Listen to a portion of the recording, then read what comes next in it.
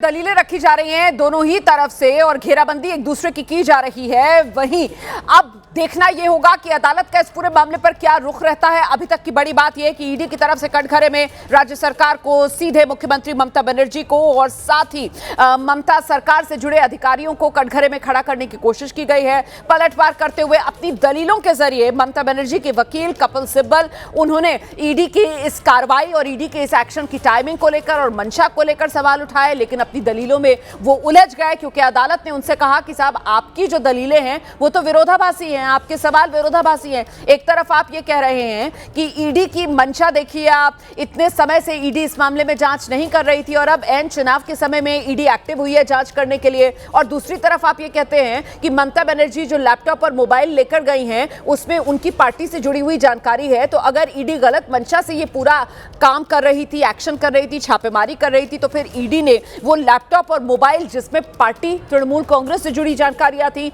वो 12:05 तक, जिसका समय का जिक्र भी कपिल सिब्बल ने किया, इतने समय तक वो क्यों नहीं जब्त किया। तो ये विरोधाभास जो अभी तक दलीलों में सामने निकल कर आया कपिल सिब्बल का, उसकी ओर अदालत की तरफ से इशारा किया गया है। वहीं दूसरी तरफ अदालत ने अभी तक अपनी टिप्पणी में इस पूरे मामले को बहुत गंभीर मामला बताया है। खासतौर से ये बहुत गंभीर मामला वाली टिप्पणी अदालत की तरफ से तब की गई जब ईडी के वकील ने अदालत को यह जानकारी दी कि इस मामले से जुड़े महत्वपूर्ण दस्तावेज ममता बनर्जी अपने साथ लेकर चली गई, गोपनीय दस्तावेज अपने साथ लेकर चली गई। तो पश्चिम बंगाल की सियासत को गरमाने वाला यह मुद्दा जो आज सुप्रीम सुनवाई के लिए सुप्रीम कोर्ट में देश की आया हुआ है,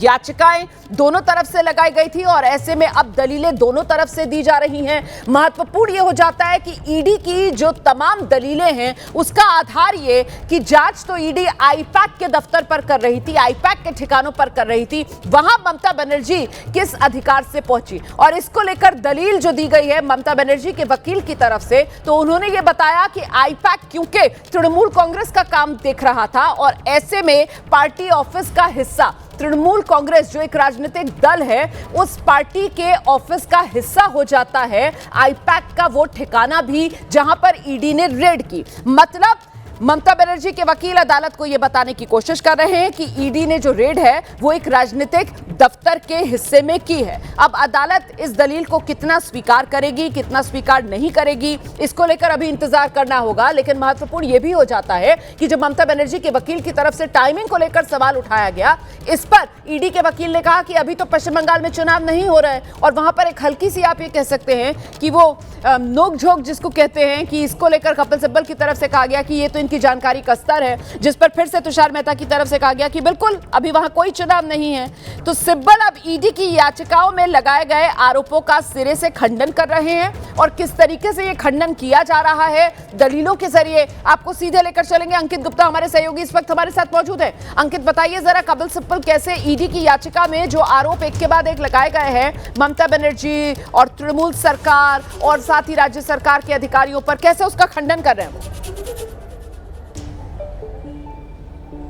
देखिए, अब वो जो जिक्र कर रहे हैं, जो यहाँ याचिका दायर की गई है प्रवर्तन निदेशालय के द्वारा, वो ये कह रहे हैं कि देखिए एक तरफ जो है ये यहाँ पर जो इन्होंने याचिका दायर की है उसमें क्रिमिनल ट्रेसपास की बात की गई है, क्रिमिनल फोर्स की बात की गई है, चोरी लूट, इन सब चीज़ों की यहाँ दलीलें दी जा रही हैं, और जो है इनका जो पंचनामा है उसमें इस बात का जो कोई जिक्र ही नहीं है जो उन्होंने यहाँ याचिका में बातें कही हैं। तो साफ तौर पर कपिल सिब्बल को लगा संभवतः जो है जो जिस तरह से कोर्ट ने सवाल उठाया है कि आपकी बातों में भिन्नता है, तो अब वो जो है जो ईडी की याचिका है उसके ऊपर सवाल खड़े कर रहे हैं। और रोमाना, लेकिन इस सबके बीच में मैं एक चीज पर ध्यान जरूर ले जाना चाहूंगा दर्शकों का कि कोर्ट ने जब इस मामले की सुनवाई आधी हुई थी उसी दौरान ये जो इशारा जरूर कर दिया है कि वो इस मामले में नोटिस जारी करना चाहते हैं ममता बनर्जी को, तृणमूल कांग्रेस को और उन लोगों को जिनको इस मामले में पार्टी बनाया गया है। कपिल सिब्बल अब क्या कह रहे हैं? कपिल सिब्बल कह रहे हैं कि एजेंसी का इस्तेमाल राजनीतिक कारणों से होता है। अभी सवाल यह है कि हाईकोर्ट ये केस क्यों नहीं सुन सकता। तो कपिल सिब्बल ने जहां से अपनी दलील शुरू की थी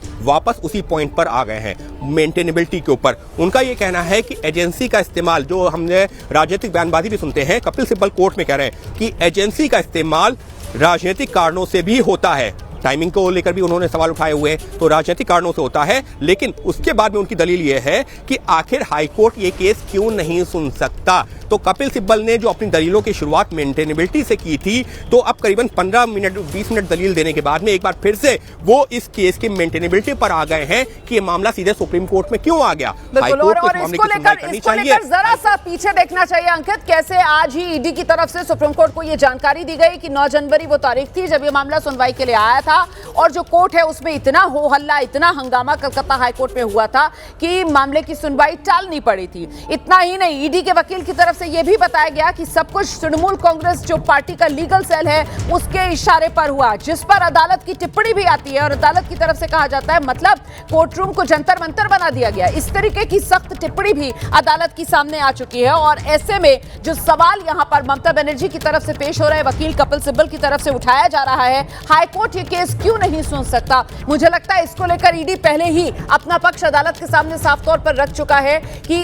कलकत्ता हाईकोर्ट में कम से कम इस मामले में निष्पक्ष तरीके से सुनवाई नहीं हो सकती है, इंसाफ नहीं मिल सकता है। यह अपनी दलीलों में ईडी की तरफ से पहले ही कह दिया गया है। अंकित,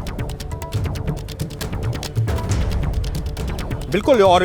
जो पुरानी घटनाएं हैं उनका भी जिक्र करते हुए कह दिया गया है। 9 तारीख का जो हाईकोर्ट का आदेश था जब इस सुनवाई टाली गई, तो उस बात को भी ऑन रिकॉर्ड ले आए हैं ईडी के वकील। और अब यहाँ पर अपडेट ये है कि अब अभिषेक मनु सिंघवी, जो कि कपिल सिब्बल के साथ में दूसरे वकील हैं, उन्होंने दलीलें देना शुरू किया है। तो कपिल सिब्बल तो जो ममता बनर्जी के लिए पेश हो रहे हैं ये तो साफ हो चुका है, संभवतः अभिषेक मनु सिंघवी जो तृणमूल कांग्रेस की तरफ से पेश हो रहे हैं, क्योंकि तृणमूल कांग्रेस का ये कहना है कि ये पार्टी के दफ्तर का एक हिस्सा है जहां पर छापेमारी हुई है। तो साफ तौर पर अब कपिल सिब्बल के बाद अभिषेक मनु सिंघवी, जो कि दलीलें उन्होंने शुरुआत यही की थी कि कल इस मामले की जब सुनवाई हाईकोर्ट में चल रही थी, तब जांच एजेंसी प्रवर्तन निदेशालय ने क्यों कहा कि इस मामले की सुनवाई अभी ना हो, मामला सुप्रीम कोर्ट में लंबित है। हाईकोर्ट में तो कल इस मामले की सुनवाई सुचारू ढंग से चल रही थी ना, हाईकोर्ट का एक आदेश भी आ गया तृणमूल कांग्रेस की याचिका पर, उसका निपटारा भी कर दिया गया। तो आखिर तृणमूल कांग्रेस ने यही आपत्ति दर्ज करवा रही है कि जब उस मामले की सुनवाई कल वहां पर हाईकोर्ट में, कलकत्ता हाईकोर्ट में चल रही थी, तो आखिर वहां पर जांच एजेंसी प्रवर्तन निदेशालय ने क्यों कहा कि इस मामले की सुनवाई सुप्रीम कोर्ट में याचिका लंबित है, पहले वहां हो जाने देते हैं। जब वहां पर याचिका की सुनवाई शुरू हो चुकी थी, तो आखिर क्यों आपत्ति दर्ज करवाई, क्यों तारीख की मांग की जांच एजेंसी ने। तो अभिषेक मनु सिंघवी ने उस लाइन पर अपनी आर्गुमेंट शुरू किया है और यही बताने की कोशिश कर रहे हैं कि कैसे इस केस की मेंटेनेबिलिटी का, जो जहां पर कपिल सिब्बल ने जिस लाइन पे छोड़ा है, यानी कि मेंटेनेबिलिटी हाईकोर्ट को सुनवाई करनी चाहिए, कमोवेश उसी लाइन से अभिषेक मनु सिंघवी ने अपनी दलील को आगे बढ़ाया है। सिंघवी क्या कह रहे हैं, सुप्रीम कोर्ट को यह देखना होगा कि हाईकोर्ट ये केस क्यों नहीं सुन सकता। अब कोर्ट ने पूछ लिया है आप किसके लिए पेश हुए हैं। अब अभिषेक मनु सिंघवी कह रहे हैं राज्य सरकार और डीजीपी के लिए, यानी कि यहां साफ कर देना जरूरी है कि अभिषेक मनु सिंघवी तृणमूल कांग्रेस पार्टी की तरफ से नहीं, बल्कि राज्य सरकार और डीजीपी के लिए कोर्ट में पेश हुए हैं। तो कोर्ट ने उनसे भी क्लैरिफिकेशन पूछा है कि देखिए आप कपिल सिब्बल जो पेश हुए, ममता बनर्जी तृणमूल कांग्रेस की जो है नेता हैं, उनकी तरफ से पेश हुए हैं, तो आप किसकी तरफ से। तो जो ममता सरकार है, तृणमूल सरकार है, राज्य सरकार, और उसके अलावा डीजीपी जो स्थानीय डीजीपी हैं, उनकी तरफ से अभिषेक मनु सिंघवी कोर्ट में पेश हुए हैं।